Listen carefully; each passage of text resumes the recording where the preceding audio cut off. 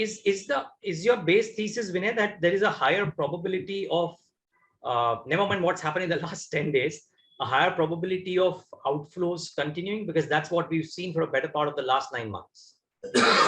See, our main thesis is in the medium term, Indian markets will outperform absolute and relatively.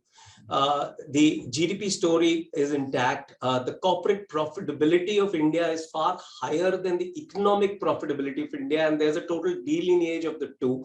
We can spend some time on that as well.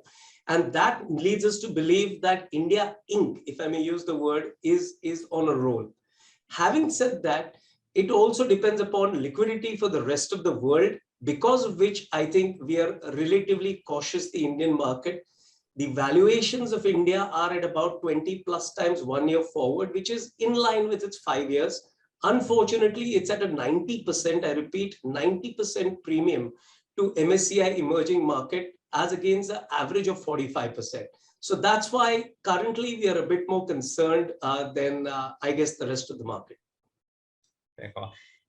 Can you talk a bit about QT, because I think twice you've cited this in the last 10 minutes, and I think a lot of people talk about the interest rate rise and fall and the impact thereof, but the conversation around QT and what it could do, irrespective of what happens to rates, how can you kind of decipher that for us? So think about the money supply in the system globally. If the money supply in the system globally runs from the money supply in US, and that keeps on reducing, it's exactly opposite of what happened when COVID hit us. We classically, I sometimes feel in a similar situation today as we were during the COVID time. The difference being one, during the COVID time, the government was with us, which is why the markets sang, and the valuations were with us, which is why the markets did well as well. So the government kept on printing money in US. There was $5 trillion of money which was printed in US. US balance sheets floated up. Today it is about $9 trillion. As a percentage of their GDP, it's a big number of over 30%. Now that has to be unwound, because you have to wait for the next calamity.